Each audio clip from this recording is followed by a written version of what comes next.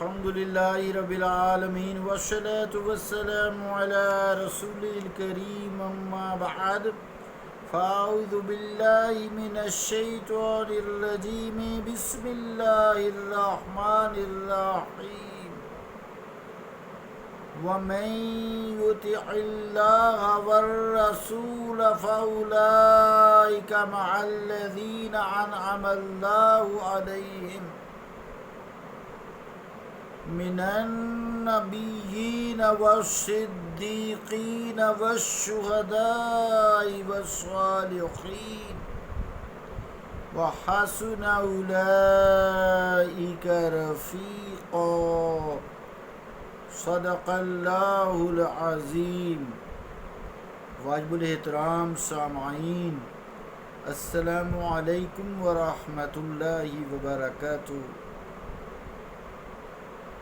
قرآن کریم کی جو آیت کریمہ تلاوت کرنے کی سعادت حاصل کی ہے، اس کا ترجمہ یوں ہے: اور جو اطاعت کرتے ہیں اللہ کی اور اس کے رسول کی، پس یہ وہی لوگ ہیں جو ایسے لوگوں کے ساتھ ہوں گے جن پر اللہ نے انعام فرمایا ہے، یعنی انبیاء، صدیقین، شہداء اور صالحین۔ اور یہ کتنے ہی اچھے تمہارے ساتھی ہیں۔ اللہ کا قول سچا ہے جو بڑی ہی عظمت والا ہے۔ عزیزان گرامی قدر، اس سے پہلے درس میں بات کی گئی کہ حیات، زندگی موت سے بہتر ہے، اسی لیے اللہ تعالیٰ نے موت کا اطلاق اپنی صفت میں نہیں کیا۔ اب اللہ تعالیٰ بھی گواہ ہے، رسول بھی گواہ ہے، لوگ بھی گواہ ہیں، پھر اللہ تعالیٰ بھی زندہ ہے، مخلوق بھی زندہ ہے۔ اللہ تعالیٰ قائم ہے، مخلوق بھی قائم ہے۔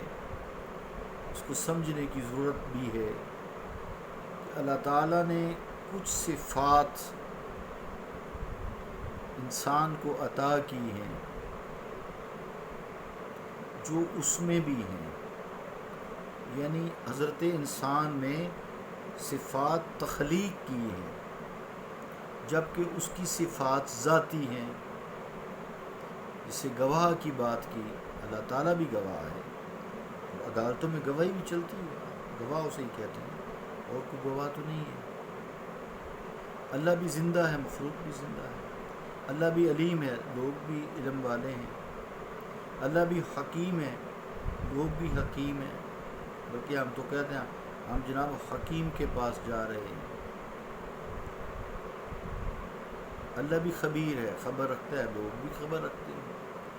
اللہ بھی دیکھتا ہے، مخلوق بھی دیکھتی ہے۔ اللہ بھی سنتا ہے، مخلوق بھی سنتی ہے۔ اللہ بھی گفتگو فرماتا ہے، مخلوق بھی گفتگو کرتی ہے۔ اس کا فرق رکھیں، خالق اور مخلوق کا۔ یہ سب صفات مخلوق میں مجازی ہیں، اللہ کی ذاتی۔ جب یہ فرق مجاز اور حقیقت کا ذہن میں رہے تو پھر انسان نہ شرک کے فتوے لگاتا ہے، نہ ہی مشرک ہوتا ہے، نہ ہی توحید پرستوں پر شرک کا فتویٰ لگتا ہے، پھر آسان ہو جاتا ہے کام۔ اب جو شہید ہے، اس کو اللہ تعالیٰ نے کہا ہے کہ یہ زندہ ہے، زندہ ہے، یہ نہیں مرے گا، یہ اس کو میں نے حیات جاوداں دے دی ہے، اللہ نے دی ہے نا۔ اب شرک کا فتویٰ دینے والے بات پر، جنہوں نے یہ راگ الاپنا نہ جانے کہاں سے سیکھا ہے، چکر روٹی کا ہی ہے، ویسے بات ایک ہی ہے۔ میں بڑا سوچا ہے، ہر جگہ جو بھی فرقہ ہے جیسا بھی ہے، جتنے بھی فرقے ہیں، جو بھی چکر روٹی گئی ہے۔ قرآن کریم کی اگر سمجھ آ جائے یا حدیث مبارکہ کی سمجھ آ جائے تو یہ فتوے ختم ہو جاتے ہیں، چونکہ توکل الی اللہ بہت ہو جاتا ہے، استقامت ہو جاتی ہے کہ انسان سوچتا ہے کہ یار اس نے، جب ہم قرآن پڑھتے ہیں یہ ہمیں بتایا گیا ہے کہ انسان کی تخلیق کے پہلے اس کے آرام و آسائش، اس کی روٹی پانی، ہر چیز جو اس کی ضروریات زندگی ہے اس کا انتظام کر دیا گیا ہے، حالانکہ دفن کے لیے بھی قبر کا انتظام مٹی کی صورت میں کر دیا گیا ہے۔ تو پھر انسان کا مزاج جو ہے وہ اتنا تند نہیں ہوتا، سخت نہیں ہوتا، لیکن کیا کریں، روٹی چیز ہی ایسی ہے۔ حدیثوں میں آتا ہے کہ عذاب الجوع اشد من العذاب القبر، کہ بھوک کا عذاب قبر کے عذاب سے بھی سخت ہے۔ واپس آئیے اپنے مضمون کی طرف، تو شہید بھی اللہ تعالیٰ کی صفت حیات ہے، اور یعنی زندگی جو ہے، ایک شہید ہوتا ہے وہ جو جہاں قتل میں، وہ نہیں، ایسی بات نہیں ہے، مراد یہاں گواہی ہے، شہید گواہی کے معنی میں بھی آتا ہے۔ شہید جو اللہ کی راہ میں قتل کر دیا جائے، قتل ہو جائے، چاہے اپنے کی گولی سے قتل ہو جائے، میدان جنگ ہو، کافروں سے جنگ کے لیے لڑتا ہو، انما الاعمال بالنیات کے حوالے سے، وہ شہید ہی ہے، شہیدوں کے زمرے میں آتا ہے۔ یہاں تک آتا ہے حدیثوں میں، ہم پڑھ بھی آئے ہیں حدیث کے درس میں، کہ اگر کوئی شخص یہ نیت کر لے، چاہے جہاد یعنی فرض نہ ہو،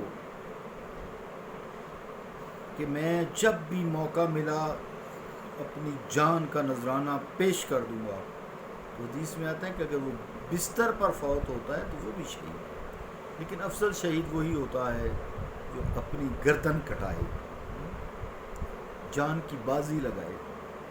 تو بہرحال صفت حیات، شہید بھی اللہ تعالیٰ کی صفت حیات میں شریک ہو رہا ہے۔ وَلَا تَقُولُوا لِمَن يُقْتَلُ فِي سَبِيلِ اللَّهِ أَمْوَاتٌ بَلْ أَحْيَاءٌ وَلَٰكِن لَّا تَشْعُرُونَ، جو اللہ کی راہ میں مارے گئے انہیں مردہ مت کہو، بلکہ وہ زندہ ہیں، لیکن تم اس کا شعور نہیں رکھتے۔ اگرچہ یہ شرکت عارضی ہے، وہبی ہے، لیکن ہے تو صحیح نا، اللہ کی عطا کردہ ہے، لیکن صفت تو ہے، جیسے میں نے پہلے صفتیں گنوائی ہیں، بہت ساری بے شمار ہیں، ان گنت ہیں، کیونکہ اللہ تعالیٰ کی صفتیں بھی ان گنت ہیں۔ میں بات اور طرف نکل گئی تھی، چلے آج یہیں پہ بات کرتا ہوں۔ اللہ تعالیٰ کی ساری صفت اللہ تعالیٰ کی، ساری تعریف اللہ کی، ہم نماز میں بھی پڑھتے ہیں الحمدللہ رب العالمین، ساری تعریف اللہ تعالیٰ کے لیے ہے جو سارے جہانوں کا پالن ہار ہے۔ اب اللہ تعالیٰ نے جو کچھ صفتیں انسان میں تخلیق کی ہیں، جو میں نے بے شمار گنوائی ہیں، سننا، دیکھنا، بولنا، گفتگو کرنا، یہ انسان کو عطا کی ہیں، بے شمار ہے۔ زندہ ہونا، زندہ رہنا، صفتیں ہی ہیں نا، اللہ تعالیٰ نے انسان میں تخلیق کی ہیں۔ کچھ صفتیں ایسی ہیں جو انسان میں تو تخلیق کی گئی ہیں، لیکن اللہ میں خود ہیں ہی نہیں۔ مزے کی بات دیکھیں، ہم قرآن بھی پڑھتے ہیں نا، آیت الکرسی دیکھیں، اس میں اس کا مفہوم ہے کہ اللہ نے انسان میں تو کچھ صفات تخلیق کی، اس میں ہے ہی نہیں۔ مثلا روح اس کا امر ہے، لیکن تخلیق ہے، اس نے روح کو تو انسان میں تخلیق کر کے پھونک دیا، لیکن خود بے روح ہے، اللہ کی روح ہی نہیں ہے، اللہ بن روح زندہ ہے، حی قیوم ہے۔ اسی طرح اللہ تعالیٰ نے اونگ انسان میں تخلیق کی، لیکن اس میں اونگ ہے ہی نہیں۔ اللہ تعالیٰ نے نیند انسان میں تخلیق کی، لیکن خود اس میں نہیں ہے، اللہ کو اونگ نیند نہیں آتی۔ انسان کو تھکاوٹ ہوتی ہے، وہ تھکتا نہیں ہے، قرآن کی مجید ہے، اس میں بھی آیات ہیں۔ تو کچھ صفت مراد یہ ہے اللہ تعالیٰ نے انسان کو عطا کی ہیں، لیکن اس میں نہیں ہے۔ جیسے انسان میں موت تخلیق کی ہے، اللہ کو موت نہیں ہے، وہ حی قیوم ہے، ازل سے ابد تک رہے گا۔ انسان کو جسم عطا کیا، اللہ کو جسم ہی نہیں ہے، اللہ کا جسم نہیں ہے۔ ٹھیک ہے، انسان کو یہ ظاہری آنکھیں کان سننے کے لیے دیکھنے کے لیے دی ہیں، اللہ ان کے بغیر سنتا ہے کیونکہ یہ وسیلہ ہیں۔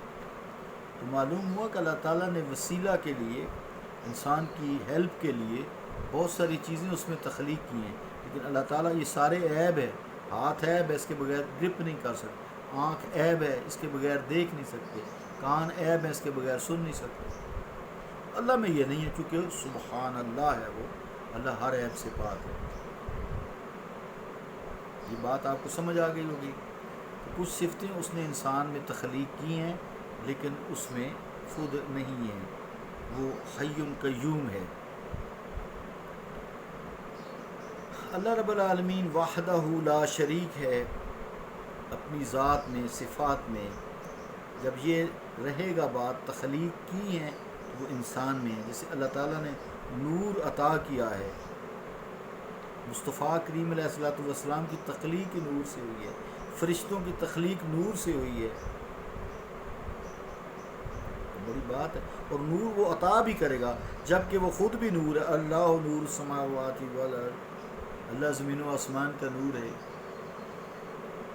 وہ ہے نا نورہم، آخرت میں نورہم یسعی بین ایدیہم و بایمانہم یقولون اتمم لنا نورنا واغفر لنا انک انت الغفور انک علی کل شیء قدیر۔ جلدی ٹائم پر اور کوئی لفظ رہ گئے تو معاف کیجیے گا۔ کہ ان کا نور ان کے آگے اور دائیں جانب دوڑتا ہوگا، وہ رب سے کہیں گے یا اللہ ہمارے نور کو مکمل فرما دے اور ہمیں بخش دے، بے شک تو ہر چیز پر قادر ہے۔